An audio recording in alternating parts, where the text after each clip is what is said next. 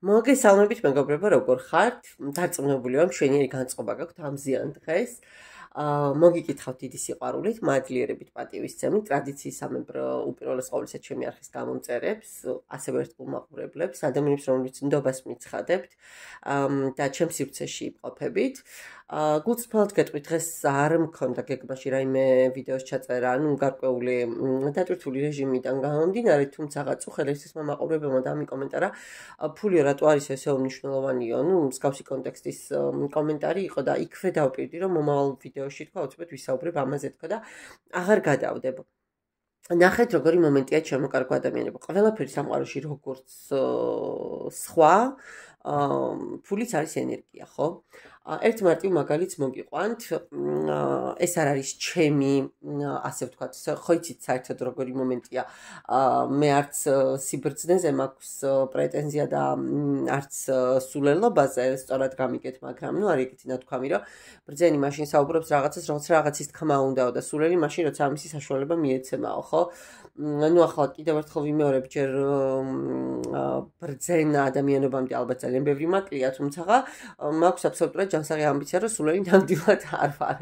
უბრალოდ როგორი მომენტია, შეხედეთ, ეს არ არის ჩემი დასკვნები, ეს არ არის მხოლოდ ჩემი სუბიექტური დამოკიდებულებები, ეს არ არის ჩემი მხოლოდ პირადი მოსაზრებები, ხო? ამაზე უამრავი ნაშრომი არსებობს იგივე ფილოსოფიაში, ფსიქოლოგიაში და გასაგებია, რომ ყველაფერი მატერიალურ დონეზე წყდება და მატერიალურ დონეზე გვარდება სამყაროში. ფულის ენერგია დიახ, ჯაჭვური რეაქციით გადაბმულია სხვადასხვა ტიპის ენერგიებთან, რომელიც ტრიალებს ადამიანების გარშემო, ხო, ან კონკრეტული სუბიექტის გარშემო, რა მნიშვნელობა აქვს. როცა მე ვარ შინაგანად შემდგარი, ბედნიერი, წარმატებული, დალაგებული, დავარცხნილი, დამშვიდებული, ჩემს ცხოვრებაში რაღაცეები ანალოგიურად ინერციით ლაგდება, იმიტომ რომ იგივე სიტუაციებს ვიზიტავ, ხო, გარკვეულად იგივე, ასე ვთქვათ, ესე როგორც თითქოს საცეცები რაღაცა სიგნალს აძლევს, ხო, გარემო პირობებს და აი ზუსტად ესეთ ასე ვთქვათ გარშემორტყმულ უხილავ ეთერს ვიქმნი საკუთარი თავის მიმდებარედ. ძალიან ცნაურად ჩამოვაყალიბე ბოლო წინადადება უკაცრავად. ხო და მე მყავდა სხვა შორის ერთ-ერთი კლიენტი, ძალიან ისეთი ადამიანი იყო, ეს გოგო და ძალიან ბევრს იკეთეს, ბევრ ქველმოქმედებას აკეთებდა. ძალიან ბევრს და მოკლედ ყავდა პარტნიორი, რომელიც ისიც აბსოლუტურად შემდგარი, დაოჯახებული მამაკაცი იყო სხვათა შორის, ის მისი პარტნიორი და ეს გოგო ძალიან ნერვიულობდა, რომ ძალიან ბევრს ვახარჯებო რა ამ ადამიანსო. და თვითონ ანუ არ ფიქრობსო, რომ რაღაცა შეიძლება თუნდაც ელემენტარული, არ ვიცი, შოკოლადით გამახაროსო რა, არ უშვებსო თუ არ ვიცი რა ხდებაო თუ მოკლედ არ ემეტებაო, რაღაცა ამის განწყობა ქონდა, რომ ეს ადამიანი იყო ძუნწი. ხო და გადაწყვიტა, რომ ამ მიზეზით, მხოლოდ ამ მიზეზით დაშორებოდა ამ ბიჭს, რომ მგონია რომ იყენებსო რა. და კითხვა რომ დავუსვი, რომ შენ თქო იმ ბიჭისგან ამ სიძუცის მიღმა რას ხედავ თქო და მან გადამატანინა რაღაცა ეს რთული პერიოდი, მან რაღაცა ეგეთ მომენტში დამიდგა გვერდში, მან რაღაცა ესეთ სიტუაციაში მოკლედ უამრავი რაღაცა ჩამომიყალიბა ამ გოგომ ძალიან ბევრი დადებითი და ვუთხარი რომ ამ ერთი რაღაცის გამო მithumetes რომ შენ გააქვს და გასცემ, ხო? იქნებ გჭირდება კიდე ჯერჯერობით ეს ადამიანი გვერდით და ძალიან დიდი პროტესტის გრძნობა მაქვსო და უკვე ხვდებიო, რომ ანუ აღარ არისო რა ის სიჯანსაღე ჩემი მხრიდან და სულ ის მომენტი მაქვს, რომ რაღაც თავის საქმეებისთვის მიყენებს და თავისი რაღაცებსაც ულაგებ და უგარებ და ეს გოგო მოკლედ და ეხმარებოდა რა ძალიან კონსულტაციების ნაწილში იქ თანხობრივად საჩუქრები ის და მოკლედ გაწყვიტა ამ ადამიანთან ურთიერთობა. აბსოლუტური ქაოსი დაემართა პირად ცხოვრებაში, ხო, ახლა რა ვიცი, კიდევ ერთხელ ვიმეორებ, გენეტიკურად რაღაცა ავხორცი ადამიანი თუ არ ხარ, ახლა გუშინ ერთი ადამიანი მყავდა და ხო ერთ თვეში მეორე ადამიანი მყავს, ვერ მეყოლება ხო ფიზიკურად. რაღაცებს ზოგადად გადახარშვა მაინც სჭირდება.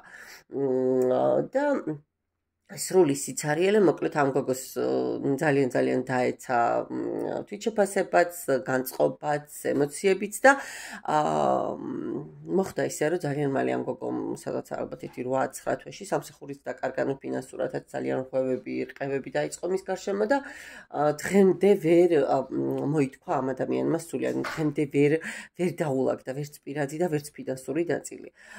ახლა აქ ოპონენტები ძალიან ბევრი გამომიჩნდებით ალბათ და თქვენი სუბიექტური აზრი გაგიჩნდებათ ამ კონკრეტულ სიტუაციასთან მიმართებაში, მაგრამ მე მაინც გეტყვით, რომ დიახ, ერთმანეთთან არის გადაჯაჭვული, მე ვარ ბედნიერი, მე ყველაფერი შემიძლია, მე ვარ მაღალ ვიბრაციებში და სიყვარული ყოველთვის მაღალ ვიბრაციულია, თუ ეს სიყვარულია და არ არის ეს უბრალოდ რაღაცა ნებათა ღელვა, მხოლოდ თუმცა სიყვარული ნებათა ღელვის გარშე არ არსებობს, ეს არავინ არ მოგატყუოთ და ეს სულ არ არის ცუდი, როცა საუბრობენ, რომ აი რაღაცა ხორცილი, აბა ახლა ადამიანები თუ არ ვიქნებოდით უხორცო ანგელოზების ზემოთ და იქ არც ის გჭირდება, არც ეს და საერთოდ პურიც არ გჭირდება, ხო იდეაში. შესაბამისად, მეგობრებო, ფული განსაზღვრელია ძალიან ბევრი სხვა რამის, როგორც ბევრი სხვა რამე განსაზღვრელია ფულის. სულ რომ აი ამ ფილოსოფია, ფსიქოლოგიურ მიგნებებს და რაღაცებს დავანებოთ თავი, ნახეთ, იდეაში სიყვარული ზოგადად რას გულისხმობს, ხო, პერსპექტივაში მოიცავს იმას, რომ უნდა შეიქმნას ოჯახი, ხო? ანუ თუ საფეხურები არ იცვლება რაღაცა, ანუ არ იზრდება პროცესი, ის მარტივად ანულირდება და ნეიტრალდება, ხო? იდეაში წყვილის ურთიერთობა მოიცავს სტაბილურ ურთიერთობას, ხო, სადაც უნდა გაჩნდეს ახალი ნაყოფი სამყაროს ბოძებული, ხო, სამყაროს კურთხეული, გამოგზავნილი ენერგია, უნდა მიიღოს მატერიალური სახე სამყაროში. როგორ წარმოგიდგენიათ, ჩემო კარგებო, ბავშვს რომ რაღაც ჭირდება, შენ შვილს რომ რაღაც ჭირდება, ელემენტარული არ ვიცი, აი ნუ რა შოკოლადის ყიდვა რომ არ შეგიძლიათ, ხო? და გვერდით ვიღაცა 5 შოკოლადს ერთად ყიდულობს, იგრუზები, ითრგუნები, მე პროტესტი საკუთარი თავის მიმართ გიჩნდება, ყველას მიმართ გიჩნდება, სამყაროს მიმართ გიჩნდება, მოდის მე უამრავი სტრესი, აგრესია, რომელსაც ისევ შენ თავზე ან შენი ოჯახის წევრებზე აფრქვევ და ნუ ვიღებთ მე იმ შედეგებს, რასაც ვიღებთ. მე არ მიგულისხმია, ჩემო კარგებო, რომ მთვარეზე უნდა ვიფრინოთ, იმდენი ფულია საჭირო და არ ვიცი, ახლა მაინც პირობითად ჰერმესის ჩანთა უნდა ეკაოს ვიღაცას ხელში, ხო? მე ვგულისხმობ აუცილებელ არა მარტო საკმარის პირობებზეც. მოჭარბებულზე არა, საკმარის პირობებზე, იმიტომ რომ თუ საკმარისი მატერიალური რესურსი არ არის, თქვენი სწორად გამიგეთ, მაპატიეთ ამ სიტყვებისთვის, ხო? ჩემო სიცოცხლეში შენ შემოგევლე, შენ ჭირიმე, მაქსიმუმ შეიძლება დამთავრდეს 6 თვეში და მის მერე მაინც გინდა არ გინდა წამოვა ყოფითი პრობლემები, იმიტომ რომ ჩვენ ვართ ყოფიერებაში, ჩვენ ვართ მიწაზე, ჩვენ ვართ მიწიერი არსებები. კიდევ ერთხელ ვიმეორებ, მაღალი სტანდარტების უხორცო, უვნებო, ანუ არაადამიანური მოთხოვნილებები, ხო, არაადამიანური მოთხოვნილებები, ვისა გარეშე, კი არა, და არაადამიანური მოთხოვნილებების მქონე ქმნილებები არიან ზემოთ. შესაბამისად, ფული არის უმნიშვნელოვანესი და ფული დიახ არის ენერგია. ფული მიღწევადია ყოველთვის, უბრალოდ შენ ეს უნდა გინდოდეს და შენ ამისთვის უნდა იყო მზად. მე მაგალითად ამისთვის მზად არ ვარ. ჩემი თითოეული, რა ქვია, ადამიანი მით ჩემთან კონსულტაციაზე მოდის და მემოწმება, რომ აი არასდროს თანხაზე არ გამიკეთებია აპელირება. არასდროს. ეს არ ვამბობ, რომ კარგია. არ ვამბობ ნამდვილად, მაგრამ მე არ ვარ მზად ამისთვის, შესაბამისად, ვინც მზად არის, იმასთან მივა, ხო? მე არ ვარ ახლა ამ ეტაპზე მზად, მე უფრო სხვა რაღაცებისთვის ვარ, როგორც ჩანს მზად. ვიღაცა იმისთვის არის მზად, რომ ეს და მორჩა, გინდა, არ გინდა, კარგად ბრძანდებოდა. მე არ მაქვს ეს მომენტი, ოღონდ კიდევ ერთხელ ვიმეორებ, არც ეს არის ცუდი ან კარგი, არც ის არის ცუდი ან კარგი, ეს არის ჩვენი არჩევანი. ჩვენი კონკრეტული მოცემულობის მიმართ თანხმობა, ხო? ან კი, ან არა. ეს ასე მინდა, არ ვიცი, ასე ალბათ საჭირო, ხო, ამ ეტაპზე. ვიღაცისთვის ისეა საჭირო. კარგით, ახლა გავეშვათ ნამეტანი დიდი მონოლოგი გამომივიდა. და ზუსტად ახლა იცით რა უნდა ვნახო? რამდენი მატერიალისტი ადამიანები ხართ. პირველი ვარიანტი და ფსიქოორიენტის ტარო, მეორე ვარიანტი და ჯადოქრების ტყის ტარო. პირველი, მეორე, გინდათ სიმბოლოებით შეარჩიეთ, გინდათ დასტების მიხედვით და დავიწყე. რამდენად მატერიალისტი ადამიანები ხართ? რამდენად აქვს თქვენთვის მნიშვნელობა ფულს? აი ეს უნდა ვნახო ახლა. ჯერ ზოგადად ვნახოთ ვინ ხართ და რა არეულობა გაქვთ. აბა ვინ ხართ პირველი ვარიანტი. ოხო, ძალიან რომანტიული, ძალიან ემოციური, ძალიან კეთილი, ძალიან დადებითი ადამიანი. აი არ ვიცი, ადამიანი, რომელიც ასხივებთ სითბოს, სიყვარულს, იმედს, ვის რა უჭირს იქ ხართ, ვისაც დაგიძახებთ, არ ვიცი, საკუთარ საქმეს გადადებთ და წახვალთ, ხო? ნუ შეიძლება ხელოვნების სფეროს წარმომადგენლები ბრძანდებოდეთ, არ გამოვრიცხავ. მაგრამ თვითონ ზოგადად აი ადამიანის სახე, ადამიანის პიროვნება რომ წარმოვიდგინოთ, ჩემთვის ყოველ შემთხვევაში თასების მეფეც და დედოფალიც აბსოლუტურ ისეთ ადამიანთან ასოცირდება. მე რომ სიამოვნებით ვიურთიერთებდი, ხო, მე რომ სიამოვნებით მეყოლებოდა მეგობრად. ამავდროულად ნახეთ, ცოტა გულუბრყვილობაც გახასიათებთ. ამას დააკვირდით. ცოტა აი როგორი ფიზიკურად სხვა შორის ძალიან სიმპათიური და ძალიან ისეთი შეხედულების ადამიანი უნდა იყოთ. ამავდროულად თქვენთვის მნიშვნელოვანი იქნება ოჯახური ურთიერთობები და ოჯახიც ძალიან კომუნიკაბელური, ძალიან ისეთი კარგი მოსაუბრე, ნახეთ, მაგრამ ცოტა გულუბრყვილობა გაქვთ რა. თუმცა კარგი დიპლომატებიც ხართ. არ გამოვრიცხავ ვიღაცა, აი, როგორც სფეროში საქმიანობდეთ ისიც, რაღაცა რჩევებს აძლევდეთ ვინმეს კონსულტირების ნაწილში, მრჩევლის ნაწილში, ხო? ბიზნეს მომსახურების სფეროს წარმომადგენლებით შესაძლოა იყოთ, ასევე ფსიქოლოგიის, ხელოვნების, არ ვიცი, სოციალური საქმიანობის სხვა შორის წყალია და საზღვაოსნო საქმიანობასაც შეიძლება უკავშირდებოდეს და სამედიცინო სფეროსაც კიდევ ვინმეს პროფესია. და ვნახოთ ახლა, რამდენად მატერიალისტი ადამიანები ხართ, სულ 3 არკანით, დიდი დრო მეც არ მაქვს. ვნახოთ, რამდენად მატერიალისტი ადამიანი ხართ.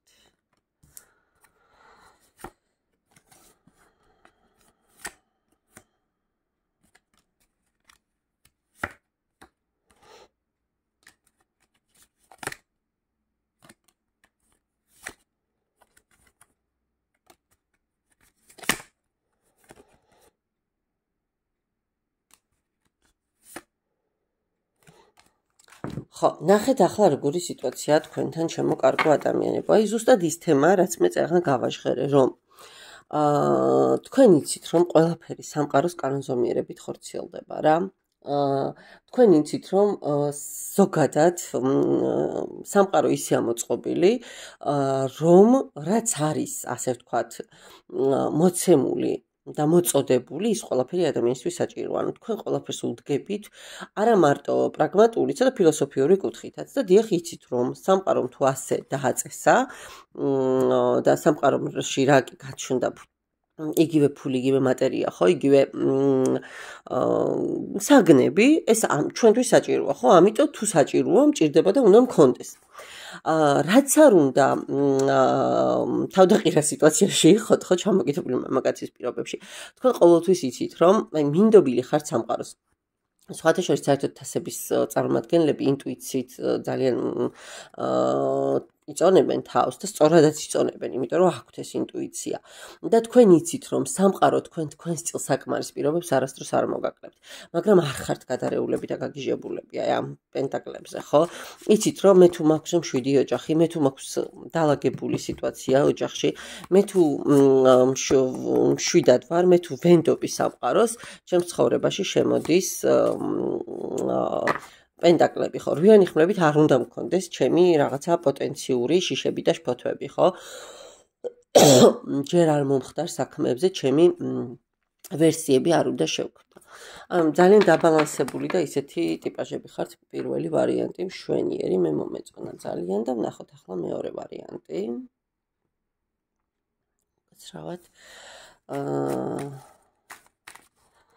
ვინ ხართ, ხო, რამდენად მატერიალისტი ადამიანი ბრძანდებით. ოპა, არც მეტი, არც ნაკლები სამყაროს არკანით ამოდიხართ მეგობრებო. ნუ ახლა მე უკვე დაახლოებით ვიცი რა ინფორმაციას უნდა გავაჟღერო აწი, მაგრამ ანუ რაც მოვა ინფორმაციულად, ხო? მაგრამ ნუ თქვენ ხომ უნდა მე თქვენთან ხომ უნდა ვისაუბრო. სამყაროს არკანით მეგობრებო, მე ხშირ ვინც მისმენთ ხშირად ყველას გეცოდინებათ, რომ ვამბობ ხოლმე რომ სამყაროს რჩეული ხალხი ხართ თქო, ხო? კოსმოსის რჩეული ხალხი ხართ თქო და ყველად არ ვამბობ. აი ეგრეთ წოდებული ქუდბედიანი კატეგორიაც შეიძლება მიყურებდეთ. რომლებიც აი იღბლის თვითმატარებლები ხართ, წარმატების თვითმატარებლები ხართ. ამავდროულად ნახეთ როგორი მომენტია სრულყოფილებისკენ ისწრაფვით ყოველთვის. აი ყოველთვის თქვენს ცხოვრებაში სულ არის რაღაც მოძრაობა, სულ არის რაღაც აი არ ვიცი შეიძლება ხშირად გადაადგილდებოდეთ, ხშირად გიწევდეთ წასვლა, წამოსვლა, მოგზაურობა. ძალიან კარგად ადაპტირდებით ყველაფერთან. ამავდროულად არ გეშინიათ და არ გაშფოდებთ ახალ ეტაპზე გადასვლაც. პროფესიით შეიძლება მიყურებდეთ, არ ვიცი, დიპლომატები, ხელოვნების წარმომადგენლები, აი სულ მოძრაობაში რომ არიან მოცეკვავები, მომღერლები, ხო თეატრალური დასი ან რაღაცა ესეთი. ამავდროულად სამყაროს არკანით შესაძლოა მე ან გინეკოლოგები, სამშობიაროს ანუ სამშობიარო ხო სადაც ბავშვის დაბადება ხდება, ხო საწყისი. სამშობიაროები კი ბატონო, თანამშრომლები მიყურებდეთ ვინმე, მეცნიერ მუშაკები მიყურებდეთ ვინმე და სხვათა შორის არ გაგიკვირდეთ და სამყაროს არკანით მეცხოველეობა, მეურნეობა, რაღაცა მიწათმოქმედების თემაც შესაძლოა თქვენთან კავშირში იყოს. და ახლა ვნახოთ, რამდენად მატერიალისტი ადამიანები ბრძანდებით სულ 3 არკანით. რა ხდება? საით მიდიხართ? რა გეჩქარებათ ესე ძალიან? ხო, რაღაცა სიტუაციიდან გასვლას ფიქრობთ. მაინდა-მაინც ადამიანია რა, ხო? და გამარჯვებისკენ გაქვთ გეზიაღებული, თავისით ცვიო არკანები. კარგი, ჩვენი კითხვა, რამდენად მატერიალისტი ადამიანები ბრძანდებით წელს ვაჩვრის ეს არკანი ამოტრიალდა და ეხლა აგერ მაგიდაზე დევს ეს არკანიც გამოჩნდა და მაგიდაზე დევს ისე ჰაერზე არ ცვივა არკანები, ხო? და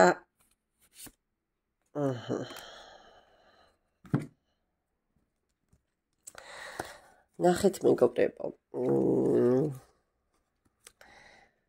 არ გამოვრიცხავ, იმდენი 2 არკანი ისეთი მიყავია ხელში, რომ რაღაცა ოჯახურ სიტუაციებს უკავშირდებოდეს. ან ახლა ფიქრობდეთ ოჯახის შექმნას, ნახეთ, ან უკვე შექმნილ ოჯახში რაღაცა გაურკვევლობები გქონდეთ, ან რთული სიტუაცია გქონდეთ ზუსტად ფინანსურ ნაწილში, ხო, არჩევანის არკანი, შეყვარებულების არკანი, კი ბატონო.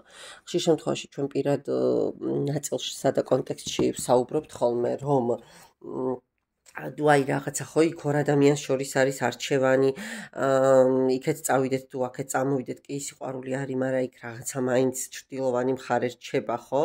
მაგრამ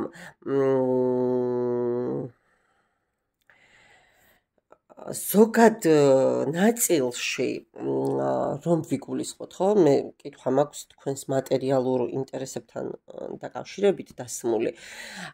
რას ნიშნავს უყურეთ? ეს სხვათა შორის ცნობიერების სიმბოლოც არის, ხო? მაგრამ აი დააკვირდით როგორი მომენტია თითქოს ევას იქ ვაშლებია, ხო? თითქოს რაღაცა აი ევას სიმბოლო მოდის წინ ქვეცნობიერის და ნახეთ როგორი მომენტია აი ეს ამ 2 ადამიანის შიშვლე რაღაცა გარკვეულწილად ურთიერთობის თითქოს სიწმინდეზე მიუთითებს, მაგრამ თან მიუხედავად იმისა, რომ ამათ უკან სიცოცხლის ხია, ხო, აი დააკვირდით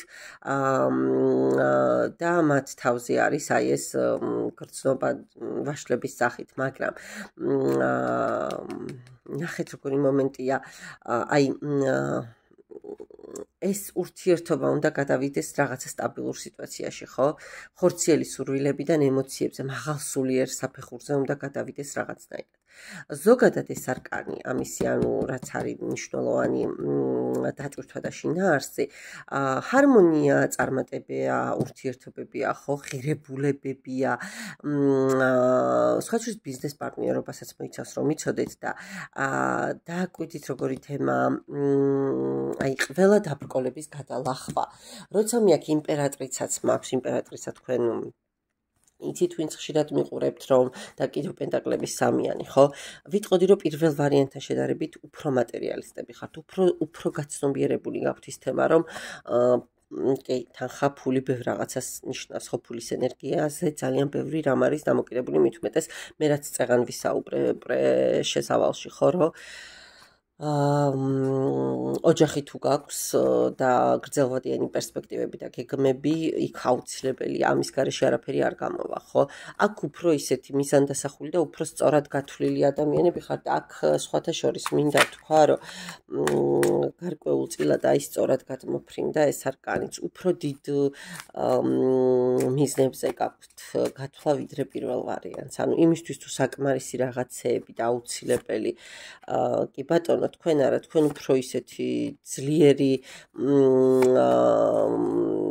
მაღალი საფეხურები, ასე ვთქვათ, მაღალი ლეველი გაქვთ რა, საკუთარი თავისთვის დაწესებული, რომ მე უფრო მეც უნდა მივახციო ეს რა გადმოფრინდა, კი, სამსჯავროს არკანით მეც ვიმსახურებ. მე ბევრი, ანუ პატარ-პატარ რაღაცებზე არ ხართ ორიენტირებული, თქვენ პირდაპირ ეს მსხვილ, კარგ ნანადირებზე ხართ, ასე ვთქვათ, მომართულები და კონცენტრირებულები. რაც მე მაგალითად მივესალმები ამას და კიდევ ვიღაცამ შეიძლება მკითხოს, რომ რატო გაქვთ ეს დამოკიდებულება, მაგრამ რა ვიცი, მეტნაკლებად როგორც შევძელი ისე ავხსენი, რატომ აქვს ეს დამოკიდებულება. მიუხედავად იმისა, რომ მე აბსოლუტურად არ შევესაბამები ამ ტიპажს. მიუხედავად იმისა, რომ ჩემი და ფულის ენერგია დღემდე ვერ დაბალანსდა და სულ დამცინია ხოლმე და დედა ჩემი, რომ შემდიდარი ვერასდროს ვერ იქნებიო, იმიტომ, მაგრამ ალბათ ესეც რაღაცა ჩემი პროგრამაა, ხო, ესეც რაღაცა ჩემი არჩევანია თუ ჩემი სიტუაცია, ვერ გეტყვით, მაგრამ აი ფულთან რომ მიდის თემა, რაღაცა ვერ. შემიძლია ისე გავაკეთო, შემიძლია ვიღაცას რაღაცა ვაჩუქო, ჩემი გაყიდული ცხოვრებაში არაფერი არ მინახავს. არც მიცდია. ხო, იმიტომ რომ ვერ, აზრი არა აქვს. გაჩუქება კი ბატონო. მაგრამ თქვენ იგივე არ უნდა გაიმეოროთ, იმიტომ რომ კიდევ ერთხელ ვიმეორებ, სამწუხაროდ თუ საბედნიეროდ, სამწუხაროდ. მე ყოველთვის ჩემი გადასახედიდან სამწუხაროდ გვინდა არ გვინდა ეს მომენტი ძალიან ბევრ რაღაცას ნიშნავს და წვეთს. კარგით. უღრმესი მადლობა ყურადღებისთვის ჩემო კარგებო. დაგემშვიდობებით. ნახვამდის.